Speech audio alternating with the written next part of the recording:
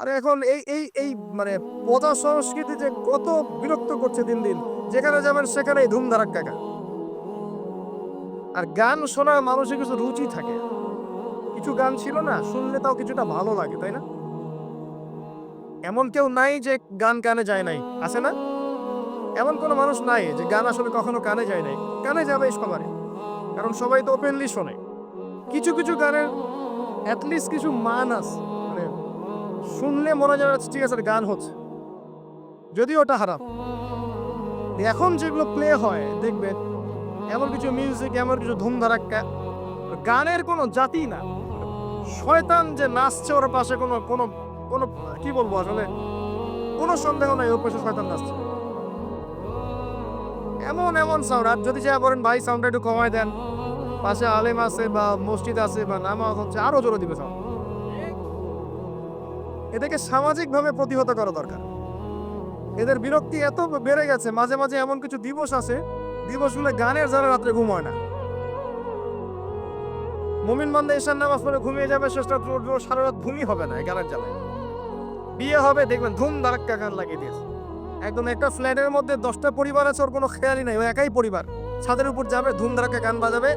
মাশাআল্লাহ এই বরকত নিয়ে জীবন শুরু করছে। এই অভিশাপ নিয়ে জীবন শুরু করলে বৈবাহিক জীবন সুখী হবে?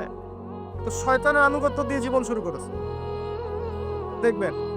আবার দিয়ে এমন সময় অনেক কিছু কনসার্ট হয় দেখবেন। স্টেজে এমনভাবে নাচানাচি করে মনে হয় শুয়োর আর বানর নাচছে। হ্যাঁ? হাদিসে এই শব্দই এসেছে আমার উপর রাগ করবেন না। নবী সাল্লাল্লাহু আলাইহি বলেছেন যারা এই উম্মতের মধ্যে মাদককে হালাল করে নিবে, বাদ্যযন্ত্রকে হালাল করে নিবে এবং যারা নর্তকী নাচাবে এবং মিউজিক্যাল ইন্সট্রুমেন্টের সাথে এদের গভীর সম্পর্ক থাকবে, একদিন সকালে আল্লাহ পাক এদেরকে বানর আর শুয়োর বানিয়ে দিবেন। একদম টাটকা হাদিস আখিরুজ্জামানের হাদিস পড়ে দেখেন আলেম ওলামাকে জিজ্ঞাসা করেন হাদিসটা না থাকলে আমার নাম বদলায় ফেলাম। এই হাদিসও আছে। এটা কি ফিজিক্যালি হবে? আমার কাছে মনে হয় না ফিজিক্যালি হবে। আল্লাহু আ'লাম, আল্লাহ ভালো জানেন। আমার কাছে মনে হয় না যে ফিজিক্যালি হয়তোবা হবে না। ইন্টারনালি তারা বানর আর শুয়োরের মতো হয়ে গেছে। আমার কাছে তাই মনে হয়। ভিতর থেকে স্বভাবগতভাবে দেখবেন বানর আর শুয়োরের মতো করছে। তো কি করবেন? এখানে ঈমান নিয়ে আপনি চলবেন কি? নূর কি জিনিস বোঝাতে গিয়ে আপনাকে এই কথাগুলো বললাম। আপনি ১০ টা দিন ইতিকাফ করে তারপরে এই পরিবেশে যান। আপনি আল্লাহর নূর নিজেই বুঝতে পারবেন আল্লাহর নূর কি জিনিস, আধ্যাত্মিকতা কি জিনিস। আপনার কাছে এগুলো ভালো লাগবে না। আপনার মন, আপনার কান শুনতে চাইবে না। আপনার চোখ দেখতে চাইবে না। আর এগুলোতে থাকতে যদি এগুলোকে স্বাভাবিক মনে হয়, তাহলে বুঝবেন আপনার কলবে নূরের ছিটা ফোঁটাও নাই। কলব আগেই মরে শেষ হয়ে গেছে। এখন আমাদের কলব এই অবস্থায় আছে। আমাদের চারপাশে এগুলো দেখছি না? গান বাজনা, বাদ্যযন্ত্র, মাদক, বেহায়াপনা, অশ্লীলতা, বেপরদামি, পর্নোগ্রাফি, ব্লু ফিল্ম সব তো দেখছি নিত্যদিন। প্রতিদিন দেখছি। এগুলো দেখে যেহেতু আমাদের মনের মধ্যে কোনো রিঅ্যাকশন আসে না, বুঝতে হবে মন কিন্তু নাই, dead. We are living with a dead heart. আমরা একটা মৃত হৃদয় নিয়ে ঘুরছি আরকি। আর কিছু না। এখন এই হৃদয়ে ঝাঁকিয়ে দিবে কিভাবে? এই অবস্থায় মৌত আসলে কি হবে? মৌতের কষ্ট খুব বেশি হবে। মৃত মৃত খলব অবস্থায় যদি মৌত চলে আসে, তাহলে মৃত্যুর যন্ত্রণাটা খুবই কঠিন হবে। কত কঠিন হবে আমি একটা হাদিস দিয়ে বুঝাচ্ছি। আমি এই হাদিসের নাম্বার এখন বলতে পারছি না। এবং অনেকদিন আগে হাদিসটা পড়েছি, বাট আমি হাদিসটা পড়েছি। এবং যদি কেউ দলিল চান আমি আপনাকে প্রাইভেটলি দিতে পারবো ইনশাআল্লাহ। কোন একজন নবী আল্লাহকে বলেছিলেন যে, "আমি বারজাখের মানুষের সাথে যোগাযোগ করতে চাই। কেমন আছে বারজাখ বোঝেন তো? জি। পরকালে বারজাখের মানুষ কিরকম আযাব, কিরকম শাস্তি ভোগ করছে আল্লাহ আমি একটু দেখতে চাই।" একজন ব্যক্তি মেবি উনি মুসা আলাইহিস সালামের যুগের বা ঈসা আলাইহিস সালামের যুগের আমার ঠিক মনে পড়ছে না। এ দুজনের একজন হতে পারেন। আল্লাহ পাক দেখালেন একজনকে যে, এই যে এই ব্যক্তি খুবই রুগ্ন, ক্লান্ত মানে দেখে মনে হচ্ছে তিনি খুবই পেরেশানির মধ্যে আছে। তাকে নবী জিজ্ঞাসা করছেন, একজন নবী জিজ্ঞাসা করছেন, "তুমি কি অবস্থায় আছো? কেমন আছো?" তো সে বলছে যে, "আমার মউত হয়েছে আজকে থেকে ১০০০ বছর আগে। আমার মউত হয়েছে আজকে থেকে ১০০০ বছর আগে। এখন পর্যন্ত মউতের যন্ত্রণা আমার যায় নাই।" আমার কথা কি বুঝতে পারলেন ভাই? যার কলব যত মৃত, রূহ কবজ করার সময় তত শাস্তি হবে, তত বেশি কষ্ট হবে। যার কলব যত পবিত্র, রূহটা অত সুন্দর করে আস্তে করে বের হয়ে চলে আসবে ইনশাআল্লাহ। যেমন কলসি থেকে পানি ঢাললে যেমন হয়, এভাবে রূহটা বের হয়ে চলে আসে। কলব পরিষ্কার না থাকলে এটা হবে না। এগুলো আধ্যাত্মিক মারেফতি কথা নয় কিন্তু। বিষয়টা এই যে আমরা অনেকে আবার এগুলোকে বানিয়ে দিয়েছি পীর মুর্দি, তাই না? এবং নেগলেক্ট করি যেগুলো পীর মুর্দি বয়ান করবেন না। এসব পীর মুর্দি বলে বিষয়টা না। বিষয়টা হচ্ছে আত্মশুদ্ধি। আর একজন পীর যদি একজন মানুষকে আত্মশুদ্ধির পথে নিয়ে যেতে পারেন, বিষয়টা কখনো খারাপ করে দেখার কিছু নাই। একজন মানুষ যদি আরেকজন মানুষকে আত্মশুদ্ধির পথে নিয়ে যেতে পারেন, এটাকে খারাপ করে দেখার কিছু নাই। হ্যাঁ, এগুলোর নামে আমরা অনেক কিছু তৈরি করেছি যেগুলোর হয়তো অস্তিত্ব নাই। এটার নামে আমরা অনেক কিছু তৈরি করেছি, নিজেরা বানিয়ে নিয়েছি। এগুলো হয়তো আপনি বলতে পারেন যে হ্যাঁ, এগুলো সুন্নাহ সম্মত হচ্ছে না ইত্যাদি। কিন্তু আত্মশুদ্ধির এই প্রক্রিয়াটাকে আপনি ডিসকারেজ করতে পারেন না। আর আত্মশুদ্ধি আল্লাহওয়ালা মানুষের কাছে না আসলে হবে না। আত্মশুদ্ধির এই বিষয়গুলো এই কিছু কাজ করা এবং কিছু কাজ বর্জনের সাথে জড়িত আছে। আবারও বলছি, এই বিষয়গুলোতে জড়িত থাকলে আপনি আত্মশুদ্ধি পাবেন না।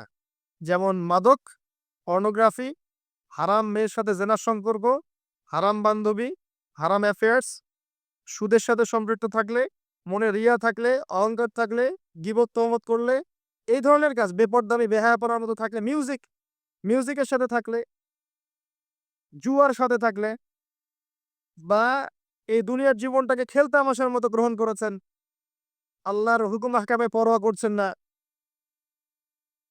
আজকের দিনটা এনজয় করে নিন, কালকের কি পাতা, এমন আকীদা আদর্শ যারা বিশ্বাসী, এদের মনের মধ্যে আত্মশুদ্ধি আসবে না।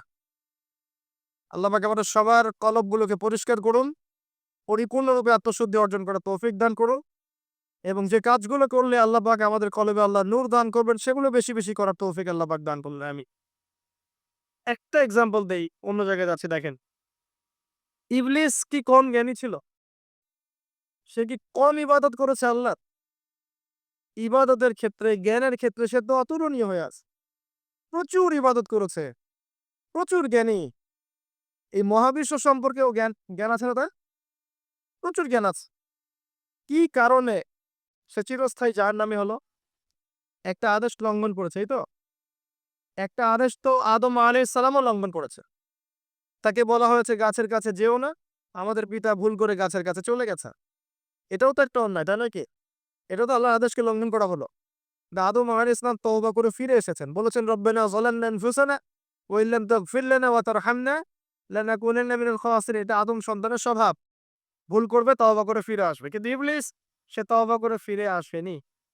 বরং আবা ওয়াস্তাকবারা, সে অবাধ্য হয়েছে, অহংকার করেছে। খালাকতানি মিন নার ওয়া খালাকতাহু মিন তিন। এই যে অন্যকে ছোট করা, তুচ্ছ করা, আল্লাহর আদেশকে অস্বীকার করা, অহংকার করা, এই অহংকারের কারণে তার সমস্ত ইলম এবং আমল সব ধ্বংস হয়ে গেছে। তো এখন যদি আমরা অনেক ইলম আমল করি, মনে অহংকার থাকে, আত্মশুদ্ধি অর্জন হবে? আত্মশুদ্ধি সবচেয়ে ইম্পর্টেন্ট জিনিস। আমি একটা বই সাজেস্ট করছি। বইটা আমি পড়ছি, কিন্তু আমার পড়ার পরে আমার আসলে পিপাসা মেটেনি এখনো। এই টপিকের আরো বেশ কিছু বই আমি সংগ্রহ করার চেষ্টা করছি। ইনশাআল্লাহ তাআলা আগামীতে আমি এই টপিকে, শুধু এই টপিকেই আলাদা স্বতন্ত্র একটা লেকচার দিব ইনশাআল্লাহ তাআলা। আল্লামা তাকি উসমানী হাফিজাহুল্লাহ, তার একটা বই আছে আত্মশুদ্ধি ও তাসাউফ। বইটা পড়লে আপনার কাছে মনে হবে যে বইটা আপনার জন্য লেখা হয়েছে। বইটা পড়ছিলাম আর মনে হচ্ছিল যে বইটা আমার জন্যই লেখা হয়েছে। মনে হয় বইটার প্রতিটা ওয়ার্ড আমাকেই বলা হচ্ছে। মন দিয়ে পড়েন, আর পড়াশোনার অভ্যাস করেন। একদিন লেকচার শুনলেন ১ ঘন্টা ১.৫ ঘন্টা, এটা আপনার জীবন পরিবর্তনের জন্য যথেষ্ট নাও হতে পারে। হ্যাঁ, যদি আল্লাহওয়ালা তেমন মানুষ হন হয়তোবা হবে। তা আমাদের মতো মানুষের লেকচারে ১ ঘন্টা ১.৫ ঘন্টা লেকচার শুনেও আপনার জীবন পরিবর্তন না হওয়ার সম্ভাবনাই বেশি। কথা তাসির হয় তখনই যখন বক্তার মধ্যে ইখলাস থাকে, দ্বীনের প্রতি মহব্বত থাকে, আল্লাহর দ্বীন আল্লাহর জমিনে প্রতিষ্ঠার মানসিক চেষ্টা থাকে, মনের দরদ থাকে। "जो बात दिल से निकलती है दिल पे असर करती है", একটা কথা আছে না? যে কথাগুলো দিল থেকে বের হয়, সেগুলো মানুষের দিলের মধ্যে কি হয়? আসার করে। তো এখন এরকম মানুষের সংখ্যাই বা কত? আর আমরা যে জ্ঞান এবং আমল আমল পড়ি, তাতে বুঝতেই পারছি যে আমাদের দ্বারা কি হতে পারে। তারপরেও আলহামদুলিল্লাহ কিছু মানুষের উপকার হচ্ছে, এটাই আলহামদুলিল্লাহ। তবে আমরা যথেষ্ট নই। আমরা আল্লাহর কাছে দোয়া করি আল্লাহ পাক এমন মানুষদেরকে এইসব চেয়ারে নিয়ে আসুন যাদের কথায় পুরো সমাজ পরিবর্তন হবে ইনশাআল্লাহ। এবং আল্লাহ পাক আমাদের সন্তানদেরকে যেন ওইভাবে বড় করার তৌফিক দান করেন। আমিন। প্রথম কথা বলছি দেখেন, আত্মশুদ্ধি, মনের নিয়াত, ইখলাস, এটা সবচেয়ে ইম্পর্টেন্ট জিনিস। এটা ছিল না বলেই ওই ৩ ব্যক্তি কোথায় গেছে? জাহান্নামে। শহীদ হয়েছে জাহান্নামে, দান করেছে জাহান্নামে, আলেম হয়েছে জাহান্নামে। এটা সেই হাদিস যেটা বর্ণনা করতে আবু হুরায়রা রাদিয়াল্লাহু আনহু অজ্ঞান হয়ে পড়ে যেতেন। প্রথম যেটা সমস্যা ছিল, এদিকে মনোযোগ দেন, আমরা শেষ করে দেব, গুছিয়ে নিব। প্রথম সমস্যাটা কি বলেছিলাম? শিরক। এই শিরকটা প্রত্যেকটা সেক্টরে আছে না? ব্যক্তি, পরিবার, সমাজ, রাষ্ট্রে আছে না? একই সুন্নাহ ওই যে আইয়ামে জাহিলিয়াতের শিরক এখনকার বিশ্বে আছে না? আছে। তাহলে এখনকার বিশ্বেও কি কিছু তাওহীদপন্থী মানুষের প্রয়োজন আছে না? আছে। দ্বিতীয় সমস্যা সুদ। ওই সমস্যাটা এখনকার বিশ্বে নাই? এখনকার ব্যক্তি জীবনে দেখেন সুদ খায় না? পরিবার সুদখোর না? সমাজে সুদের কারবার নাই? সুদী এনজিওর সয়লাব আছে না? আছে না? ছোট্ট, ছোট্ট গ্রাম বাদ পড়েছে সুদ থেকে? টপ টু বটম কোন গ্রাম বাদ পড়েছে? পড়ে নাই। বৈশ্বিক ক্ষেত্রে সুদী ব্যাংকিং সিস্টেম নাই? এবং এগুলোর সাথে আমরা জড়িত নই কি? আর নবী সাল্লাল্লাহু আলাইহি ওয়াসাল্লাম কি বলেন নাই? ৪ শ্রেণীর মানুষকে আমি লানত করলাম। যে খায় সুদ, যে সুদ দেয়, যে সাক্ষী থাকে আর যে লেখে।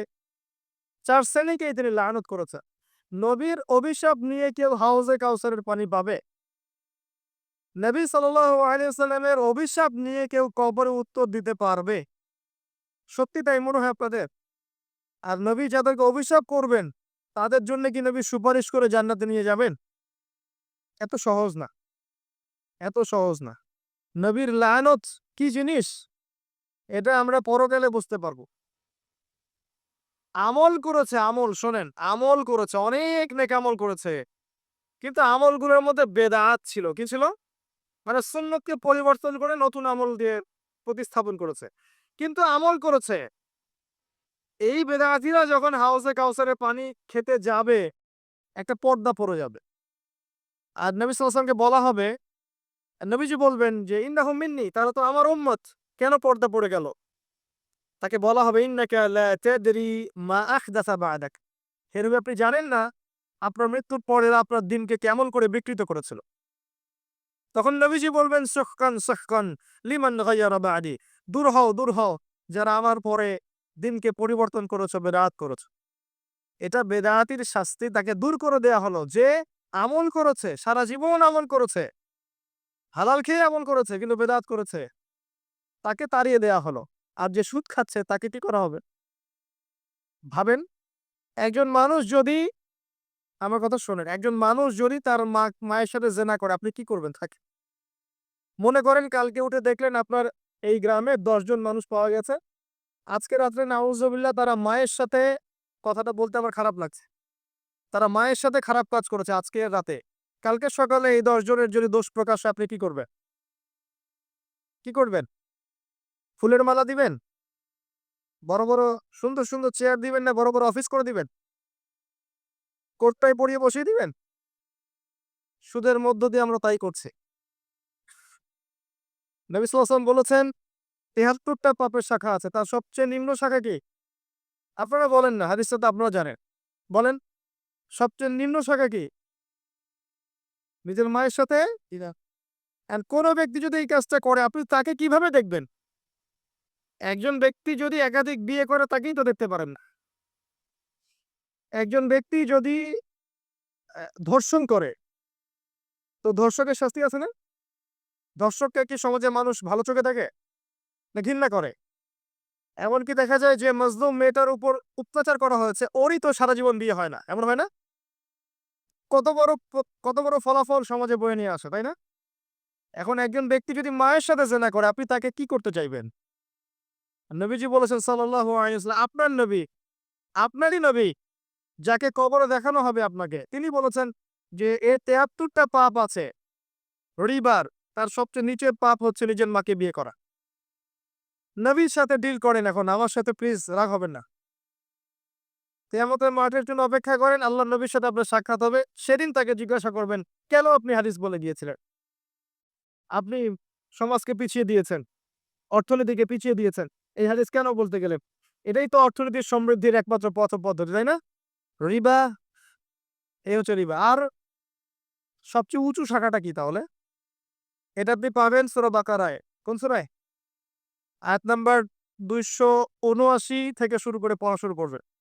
দেখবেন ওখানে আল্লাহ পাক বলেছেন, ইয়া আইয়ুহাল্লাযীনা আমানু, হে মুমিনগণ, ইত্তাকুল্লাহ, আল্লাহকে ভয় করো, ওয়া যারু মা বাকিয়া মিনার রিবা, সুদ ছেড়ে দাও। সুদ ছেড়ে দাও। আল্লাহ বলছেন, ইল্লাম তাফআল, তোমরা যদি এটা না করো, ফাযযারু বিহারবিন মিনাল্লাহি ওয়া রাসূলিহি, তাহলে আল্লাহ এবং তার রাসূলের সাথে যুদ্ধের ঘোষণা শুনে রাখ। এটা সবচেয়ে উঁচু লেভেল। আল্লাহ এবং তার রাসূলের সাথে কারো যুদ্ধ হচ্ছে মনে করে। কথার কথা। আপনি কার পক্ষ নিবেন?